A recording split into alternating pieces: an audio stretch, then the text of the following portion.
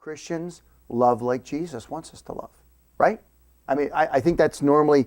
So my question for you is, would you agree with Luke, who's talking about Luke? So, I mean, that sounds really good too. But no, would you agree with Luke that the primary application would seem to be to a self-righteous lost person?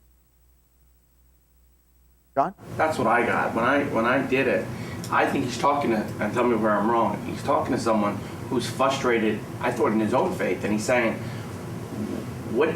how do I get eternal life? How I'm doing what's going on here? And that's how I interpreted it. More from he's talking to this man, and this man's confused and he's lost, and he's saying, God, I don't get it. So your application is going to be directed more toward lost people who are not really quote unquote people of faith, but struggling for a variety of reasons or something like that, right? And would it be illegitimate? Let me ask you this other question then. Is it illegitimate for me to preach this to Christians? Good Samaritan loves the Jew. We should love all people, including those that are outsiders, whatever an outsider looks like to you. Would that be wrong? And if not, why not? And if so, why? That's my question for you. Jake? I would say it's legitimate for that to be your primary audience as long as you communicate that what Jesus is calling for is an absolute love that's unattainable, humanly speaking. Apart from well, even with God's grace, I mean, we fail from that right. love, so this, I think it's legitimate to preach to Christians as long as you have that penitential aspect of, this really should lead you to, beg God's forgiveness and as the people of God. As the people of God, okay. as for His help. Okay, good. In these things. Would you agree with Jake? We're all okay with that. It's kind of how you get there, and I would just say most messages I've heard on this passage, it strikes me that it tends to lose the context and just focus on the parable and turn around saying, hey, so who does God want you to love? Now, and I'm not opposed to saying that at all. I think that's a legitimate application as we talk our way through the fact that the primary purpose for this is to so you want to do it on your own? Fine. This is what it looks like. And you can't. But those of us who have come into relationship with Christ can begin to realize it in a way that He never could by His grace.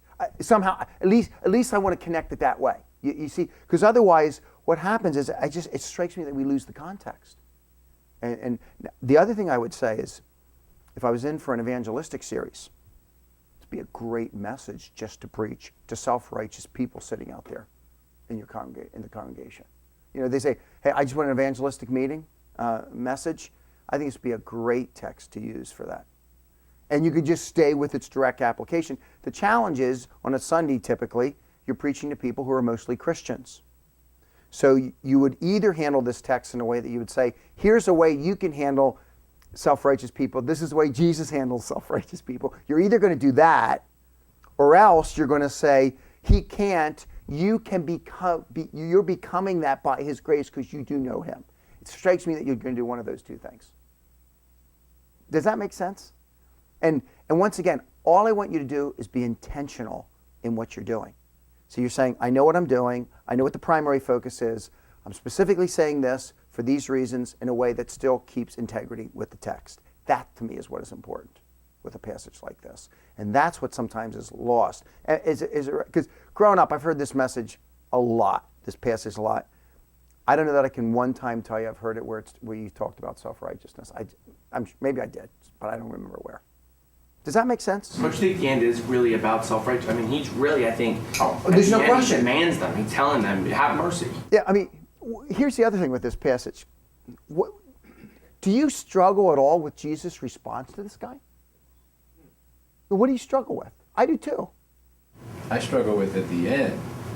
Yeah, what's he say? Go and do the same. Go and do the same, because you think to yourself, no, wait a second.